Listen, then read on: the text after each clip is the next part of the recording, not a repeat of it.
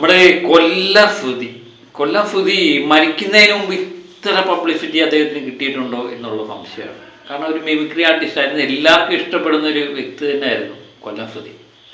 പക്ഷെ അദ്ദേഹം ജീവിച്ചിരുന്നപ്പം ഇത്ര യൂട്യൂബ് ചാനലുകളും ഒന്നും സോഷ്യൽ മീഡിയ ഇത്രമേൽ അദ്ദേഹത്തെ പറ്റി സംസാരിച്ചിട്ടുണ്ടോ എന്ന് സംശയമാണ്. അദ്ദേഹത്തിൻ്റെ മരണശേഷം രേണു ഫുദി, നമ്മുടെ കിച്ചു ഫുദി എന്നിവരിലൂടെയൊക്കെയാണ് അദ്ദേഹം സഞ്ചരിച്ചു കൊണ്ടിരിക്കുന്നത്.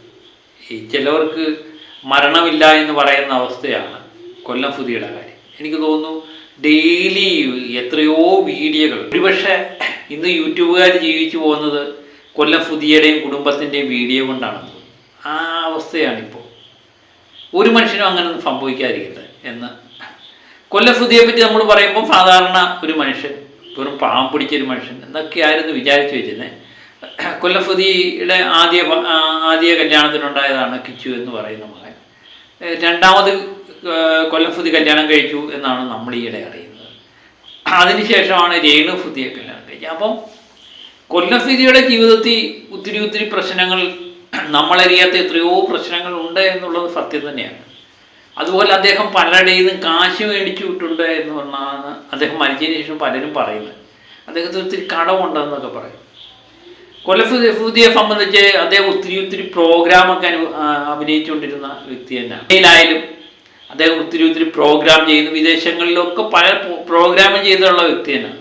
അപ്പോൾ അദ്ദേഹത്തിന് സാമ്പത്തികമായിട്ട് ഇത്രമേൽ തട്ടിയിടുവേണ്ട കാര്യമൊന്നുമില്ല എന്നുള്ളത് ഇദ്ദേഹവുമായിട്ട് ബന്ധപ്പെട്ടിരിക്കുന്നവരൊക്കെ പറയുന്നു. പക്ഷെ അദ്ദേഹം പലരുടെയിൽ നിന്നും കാശ് കടം മേടിച്ചതായിട്ട് പറയുന്നു. പക്ഷെ മരിച്ചതിന് ശേഷം അത് മേടിച്ചിട്ടില്ല എന്ന് പറയാൻ പുള്ളി ജീവനോടില്ല. ഏതായാലും കൊല്ലം ഫുദിയെ പറ്റി എല്ലാവർക്കും നല്ല അഭിപ്രായമായിരുന്നു. ഇടയ്ക്കിടയ്ക്ക് സോഷ്യൽ മീഡിയ രണ്ട് അഭിപ്രായം ആയി മാറുന്നുണ്ട്. എന്നാലും അത് ഒരാൾ മരിച്ചു കഴിഞ്ഞതിന് ശേഷം അയാളെപ്പറ്റി കൂടുതൽ ചർച്ച ചെയ്യാതിരിക്കുന്നതാണ് നല്ലതെന്ന് എനിക്ക് തോന്നുന്നു. ഇപ്പം കിച്ചു ഫുദിയുടെ മൂത്ത മകൻ കിച്ചുവിനെ സംബന്ധിച്ച് പല കാര്യങ്ങളും പലരും ചർച്ച ചെയ്യുന്നുണ്ട്. ഇപ്പോൾ സോഷ്യൽ മീഡിയ എനിക്ക് തോന്നുന്നു ആഗ്രഹിക്കുന്നതെന്ന് പറഞ്ഞാൽ രേണു ഫുദിയും കിച്ചു ഫുദിയും തമ്മിലുള്ള ഒരു ഫൈറ്റ് ആഗ്രഹിക്കുന്നുണ്ട്. അത് എന്തുകൊണ്ടോ അത് വരുന്നില്ല. അതിന് അവർ കണ്ടെത്തിയ ഉത്തരമാണ് കിച്ചു ഫുദിയുടെ പേരിലൊരു കേസുണ്ട്. ആ കേസിൻ്റെ ആസ്പദമായ പല സംഭവങ്ങളും രേണു ഫുദിയുടെ കയ്യിലുണ്ട്. അതുകൊണ്ട് ഭീഷണിപ്പെടുത്തിയിരിക്കുകയാണെന്ന് പറയുന്നു. കഴിഞ്ഞ ഒരു ലൈവിൽ കിച്ചു ഒരു വീഡിയോ ചെയ്തപ്പോൾ കിച്ചു ഇതിനെപ്പറ്റി പറയുന്നുണ്ട്. നമുക്കത് കേൾക്കാം. വണ്ടി ഓടിച്ചെന്നൊക്കെ കേട്ടു. ആ ഒരു ക്രൈം ഞാൻ ചെയ്തിട്ടുള്ളതാണ്. ഞാൻ കഴിഞ്ഞ വർഷമല്ല, ഡിസംബറിൽ, കഴിഞ്ഞ വർഷം ഡിസംബർ ഞാൻ കുറെ നാൾക്ക് ശേഷം ഈ കോട്ടയത്തോട്ട് പോയി. അവിടുത്തെ കൂട്ടുകാരെയൊക്കെ കണ്ടു. ഞങ്ങള് ഫുഡ് കഴിയാണ്ട് ഷാപ്പിൽ പോയി. അപ്പൊ അവിടുന്ന് ഞാൻ കള്ളു കുടിച്ചു. കള്ളെന്ന് പറഞ്ഞാൽ മറ്റേ കള്ളു, മറ്റേ അവിടെ അപ്പൊ ടേസ്റ്റ് ചെയ്യുന്ന രീതിയിൽ നമ്മൾ കഴിച്ചു. അവിടെ നിന്ന് തിരിച്ചു വരുന്ന ഹെൽമെറ്റ് കാര്യങ്ങൾ. അപ്പം ഇപ്പോഴത്തെ ചെറുപ്പക്കാരാണ് ഇത്തിരി കള്ള് കഴിച്ചുകൊണ്ടാണ് പോയപ്പോൾ കണ്ട പോലീസ് പിടിച്ചു. അത് എനിക്ക് തോന്നുന്നു സാധാരണ ഇപ്പം എല്ലാ പിള്ളേരുടെ പേരിലും ഇങ്ങനെയൊക്കെയുള്ള കേസുകളുണ്ട്. അതൊരു വലിയ വിഷയമൊന്നുമല്ല. അത് ബ്ലാക്ക് മെയിൽ തന്ത്രമായിട്ട് രേണു ഫുദി വെച്ചുകൊണ്ടിരുന്നു കഴിഞ്ഞാൽ അതൊക്കെ പൊട്ടിപ്പോകാനുള്ള സാധ്യതയുള്ളൂ. അപ്പം സോഷ്യൽ മീഡിയ ആഗ്രഹിക്കുന്ന ഇവർ തമ്മിലുള്ള ഒരു ഫൈറ്റാണ്. പിന്നെ മദ്യപാനം എന്ന് പറയുന്ന സാധനം നമ്മൾ പ്രൊമോട്ട് ചെയ്യുന്നില്ല. കാരണം ഞാൻ മദ്യപിക്കാത്തൊരു വ്യക്തിയാണ്. അതുകൊണ്ട് ഇങ്ങനെയുള്ള കാര്യങ്ങളോട് നമുക്ക് താല്പര്യമില്ല. ഞാൻ മദ്യപിക്കുന്നില്ല എന്ന് പറഞ്ഞിട്ട് ഇത് മദ്യപിക്കുന്നവരെല്ലാം മോശക്കാരാണെന്നുള്ള രീതി നമുക്കില്ല. കാരണം എത്രയോ നല്ല ആൾക്കാരുണ്ട്. എനിക്ക് മദ്യപിക്കാത്ത ആൾക്കാരെക്കാൾ നല്ലതാണ് മദ്യപിക്കുന്ന ആൾക്കാർ. അവരുടെ മനസ്സിലും അങ്ങനെ ഒന്നുമില്ല. ശുദ്ധരാണല്ലേ. നമ്മൾ അടുത്ത് പെരുമാറുന്നവരെല്ലാം തന്നെ ശുദ്ധരാണ്. അപ്പോൾ കിച്ചു ഫുദിയെ സംബന്ധിച്ച് അദ്ദേഹം പയ്യനാണ്. അതുകൊണ്ട് മദ്യപാനം ആരോഗ്യത്തിന് ഹാനികരമാണ്. കഴിയുന്നതും ഇങ്ങനെയൊക്കെയുള്ള ശീലങ്ങളുണ്ടെങ്കിൽ ആ പയ്യനെ ഒഴിവാക്കുന്നതാണ് നല്ലത്. കാരണം ഈ വീഡിയോയുടെ ഇടയ്ക്കിടയ്ക്ക് പറയുന്നുണ്ട് അച്ഛൻ മദ്യപിക്കുമായിരുന്നു, അച്ഛൻ്റെ മദ്യപാനം കുറച്ചത് ഞാൻ ട്രൈ ചെയ്തതാണ് എന്ന് പറയുന്നു. അങ്ങനെയുള്ളൊരു വ്യക്തി ഇതൊരിക്കലും വേണ്ട എന്ന് വെക്കുന്നതാണ് നല്ലതെന്ന് തോന്നുന്നു. ബാക്കി ചില കാര്യങ്ങളും കൂടെ പറയുന്നുണ്ട്. ഇതിനെ ആര് നോക്കി എന്നുള്ളത് ഒരു തർക്ക വിഷയം തന്നെയാണ് സോഷ്യൽ മീഡിയയിൽ. കാരണം പലരും പല രീതിയിൽ പറഞ്ഞ് കിച്ചുവിനെ രേണു നോക്കിയില്ല, വീണേ എന്നൊന്നും പറഞ്ഞ് രണ്ടാം ഭാര്യ നോക്കിയില്ല എന്നൊക്കെ പലരും പറയുന്നു. കിച്ചു അതിന് ഉത്തരം പറയുന്നുണ്ട്. നമുക്കത് കാണാം. ഞാൻ കണ്ട വീഡിയോക്കകത്ത് എല്ലാരും പറയുന്നത് ഈ ഒരു കാരണം കൊണ്ട് ഞാൻ പേടിച്ചിരിക്കുകയാണ് ഓരോന്ന് പറയാനായി. അത് ശരി. ഇത് രാവിലെ കൂടെ കണ്ടേ ഓരോ കാര്യങ്ങൾ പറയാൻ പേടിച്ചിരിക്കുകയാണ്. എനിക്ക് അതിന്റെ ആവശ്യമില്ല. ഞാൻ ആരെ പേടിക്കാൻ? തെറ്റ് ചെയ്തിട്ടില്ലേ പേടിക്കേണ്ട ആവശ്യം ഇല്ലല്ലോ. അതൊന്നും കാര്യമാക്കണ്ട. നമുക്ക് എന്റേതായിട്ടുള്ള രീതിയിൽ ഞാൻ പോവാന്ന് വിചാരിച്ചിങ്ങനെ ആർക്കും ഒരു ശല്യമില്ല. നമ്മൾ നമ്മളേതായിട്ട് ഒരു വഴിയിലൂടെ. ഇപ്പം ലേറ്റസ്റ്റ് ആയിട്ട് കേൾക്കുന്ന ന്യൂസ് എന്താണ്? മറ്റേ സെക്കൻഡ് മാരേജ്. അതാണ് ഏറ്റവും സെക്കൻഡ് മാരേജ്. അങ്ങനെ ഒരു മാരേജ് നടന്നിട്ടുണ്ടായിരുന്നു. അവർ രണ്ടുപേരും ഓക്കെ അല്ലായിരുന്നു, എപ്പോഴും അടിയും കാര്യങ്ങളായിരുന്നു.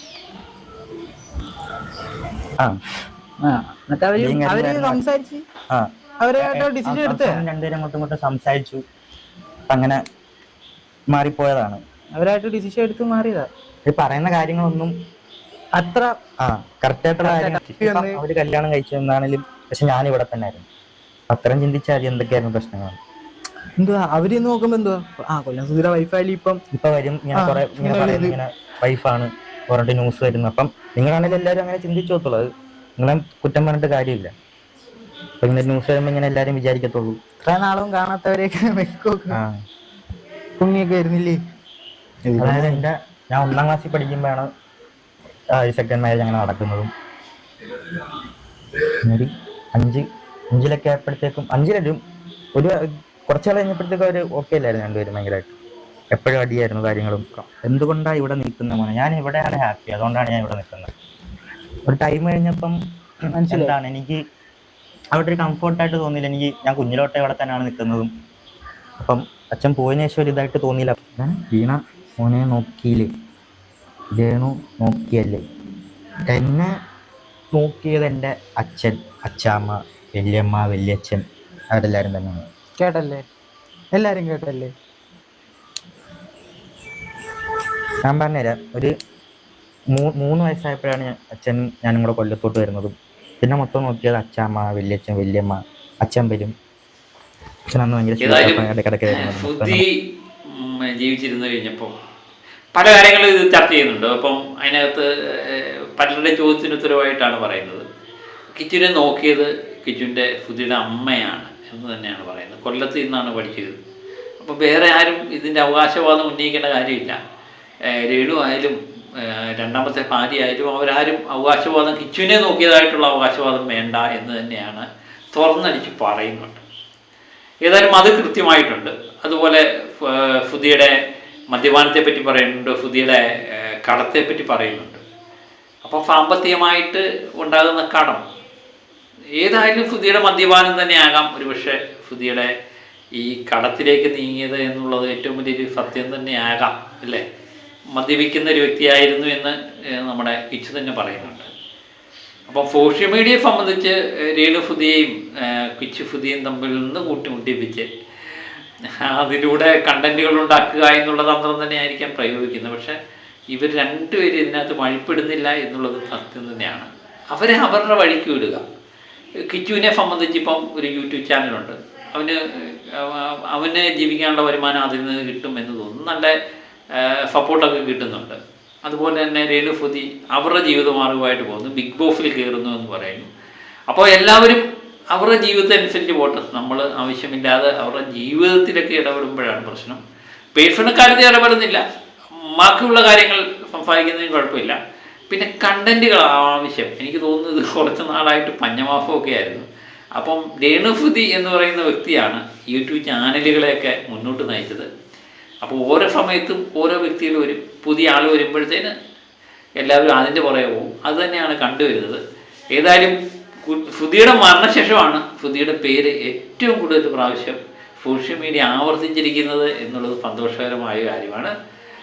അപ്പം ഏതായാലും അത് നല്ലതിനാണോ ചീത്തയാണോ എന്നൊന്നും നമുക്കറിയില്ല. വരും ദിവസങ്ങളിൽ തുടർ ചലനങ്ങൾ ഉണ്ടാകാമായിരിക്കാം, അല്ലേ? അതിനുവേണ്ടി കാത്തിരിക്കാം. മറ്റൊരു വീഡിയോയുമായിട്ട് വീണ്ടും ഞാൻ എത്തുവരെ. Okay, by.